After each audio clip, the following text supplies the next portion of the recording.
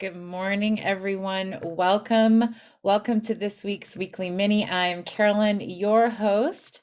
Thrilled to be here with you this morning. We have a very exciting presentation this morning, but before we get to that, I just wanted to let you know that you can reference all of our previous weekly minis and more amazing content on our Acrobatic Arts channel on YouTube. If you have any questions while we're live, drop them in the comments and we'll do our best to answer those for you at the end of the presentation. Now, if you know someone who would benefit from hearing about today's topic, be a friend and click the share button on this post right now and let them know we're here. Today, we are pleased to bring you Acrobatic Arts Master Teacher Jill Ford with a how to teach a somersault tutorial. Jill is a course conductor and examiner for acrobatic arts. She has her own studio, Supernova Acro Club in Edmonton, Alberta, specializing in acro, and she has over 25 years teaching experience. Jill continues to develop and train young dancers by sharing her knowledge and passion of acrobatics, and we are thrilled to have her here. Jill, welcome. Thank you. Thanks for having me. Okay, so today we're going to go back to when you have your first little 3 or 4-year-old walk into your studio and you need to teach them how to do a somersault.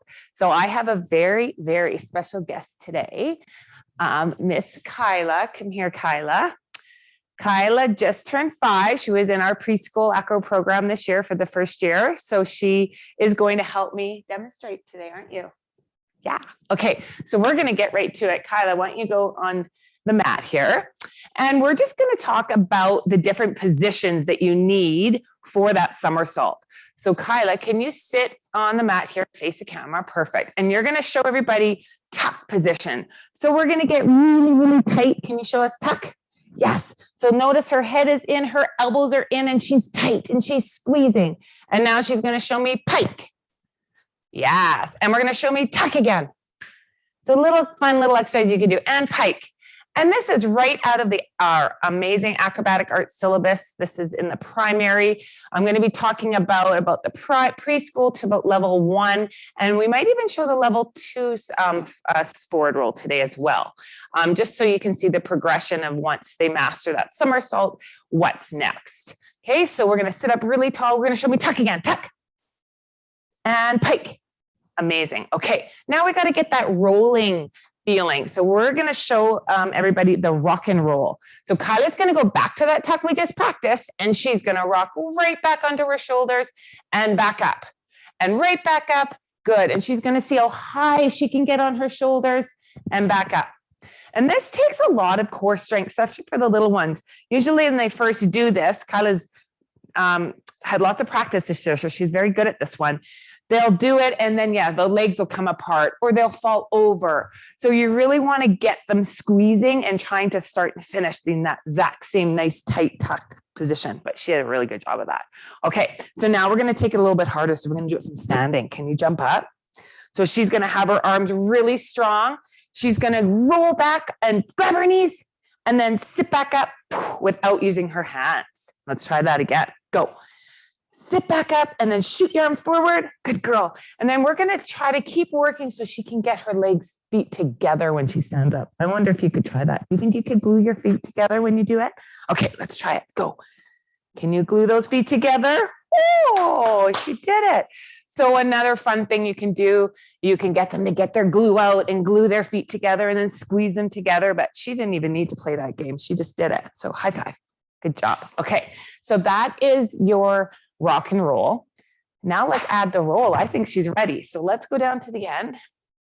We're going to start on our ball pose. Now that's another little shape position that we need to practice. So when she does ball pose, her head is tucked really tight to her knees. She's on her toes and she's ready to roll. And when she rolls, she's going to lift her bum up and then finish. Can we go back? And we're going to do, that was the standing up one. Can we do the somersault and just finishing in your tuck? Okay, so she's going to go into ball pose. She's going to lift her hips up and squeeze and finish in her, just about, try again. So that's that last rock and roll. She needs to sit right up. So let's try it again. Ready? Ball pose, tuck, and tuck into roll. Amazing. Lots of times the little ones will have a hard time keeping that tuck position and they roll on their head. We don't want them rolling on their head. We want them rolling right back here on their shoulders. So an awesome little tactile thing you can do is just grab a beanbag or a little beanie baby, a sock will do, anything like that. And we're going to put it under Kyla's chin. And she's got to squeeze it. And you can't let go of this parrot. Got it? Okay, so let's put it under her chin. See if she can do it. Tuck, tuck, tuck.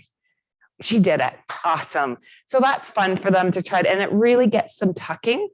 If you just, they keep opening up their chest, excuse me. Here's a little way you can spot this. So come here, Kyla. She's going to go down to ball pose. Can you go down this way? Yeah. I'm just going to take my hand across her shoulders and lift her hips up with my other hand and get her to roll right over my hand. So that really shows her how far she actually has to tuck. Let's try that one more time. Is that okay? All right, miss. So I'm going to grab under her shoulders. She's fast. Okay, and then to there. Okay, so she's mastered that. Another thing that we're going to show, I'm just going to go back actually before we go on, is you can take a stack and get them rolling onto the stack. So she's going to put her hands here, yeah, and she's going to tuck and lift her hips right up and go onto the stack. This is just a fun little thing you can do for once they've got it, you can use a stack, bring out a stack. So something else for them to roll onto. They have to get a little bit higher on the stack.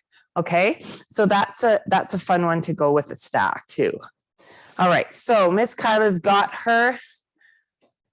Actually, you know what? We're going to do one more thing on the stack. Sometimes on that rock and roll to standing progression we did, they have a hard time standing up. So we can get them to stand up, hun. And you're going to stand this way. And you're going to do your rock and roll onto the stack. Just the rock and roll. So sit back, tuck, and then stand back up on the floor. There we go. So they get it's a little bit easier to stand up for them because they've got that little bit of a step. Okay. And then you can take it one step further and they can stand up. Because now I want them to do the roll and they're going to stand right up.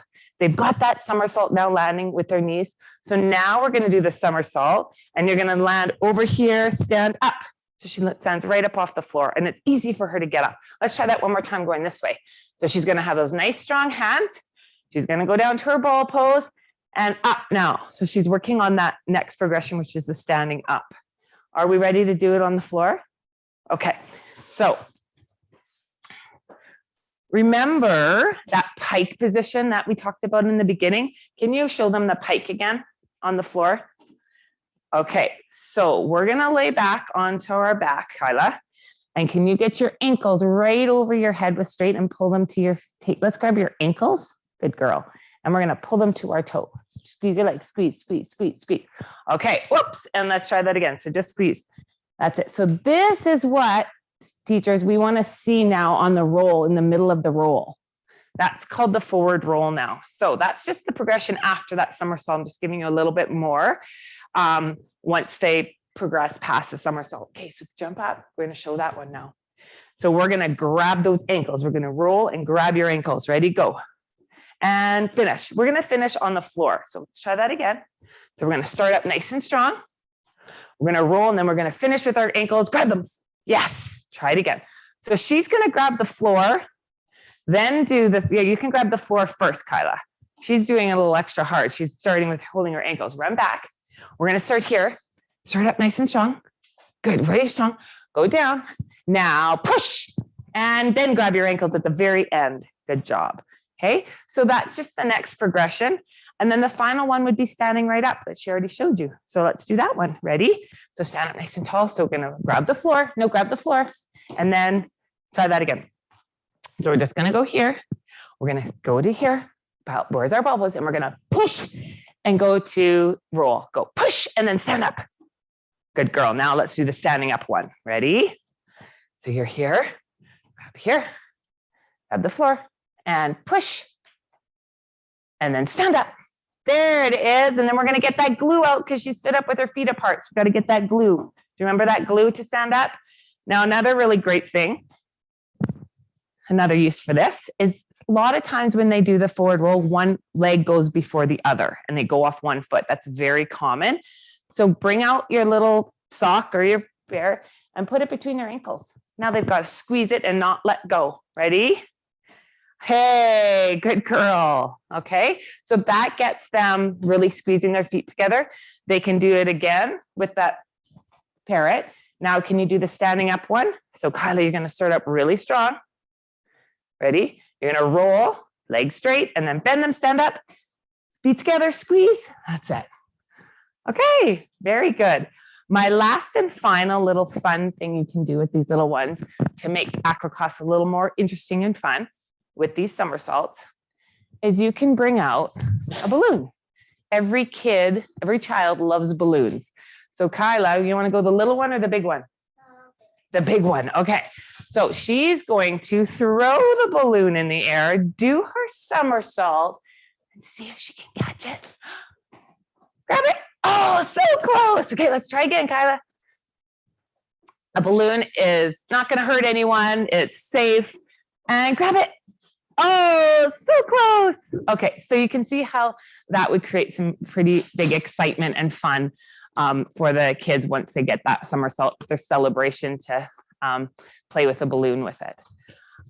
If there's any questions, I don't know if there are, but I would be happy to show or answer any. But that is my little mini in a nutshell on somersaults and rolls. Awesome job, Jill. I'm just going to check our comments section to see if there's any questions. But Tracy Ford says that it's a great use for all of those old stuffies. I like that.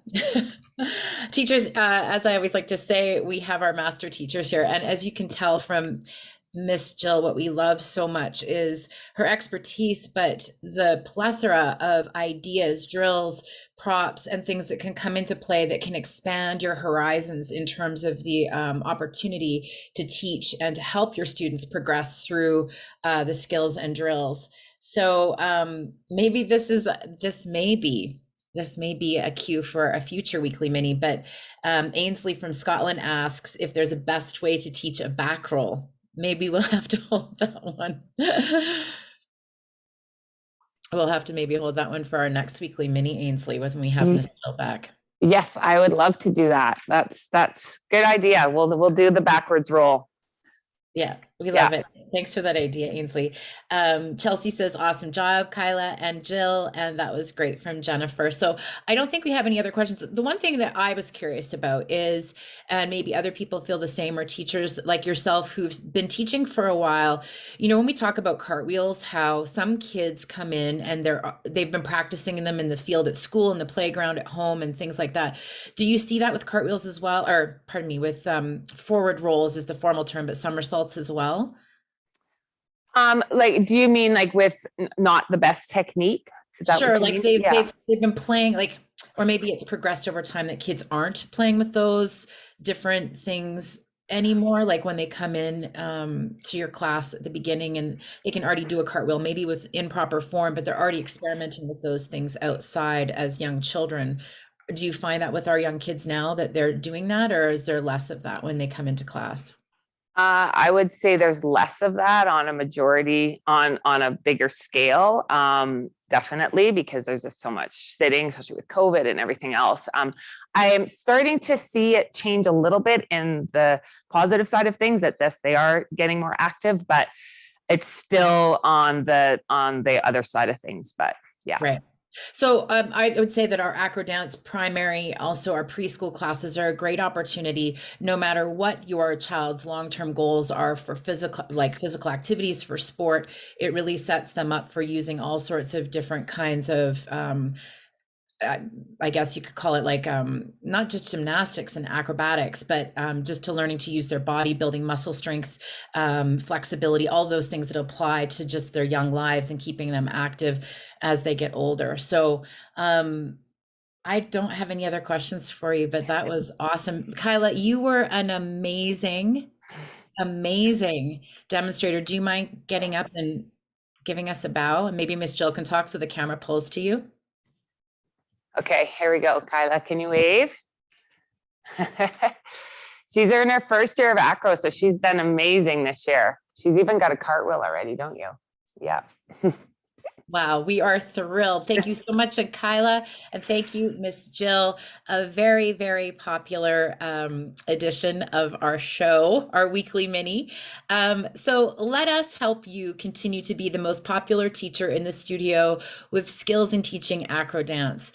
Get started with our renowned preschool acro dance certification course and syllabus. If you already have your M1 and you don't have your preschool certification, this is a great step with progressions for those littles who aren't yet in kindergarten. And we run a sale on our preschool syllabus once a year, and that starts in just 2 sleeps, July 1st, 2022.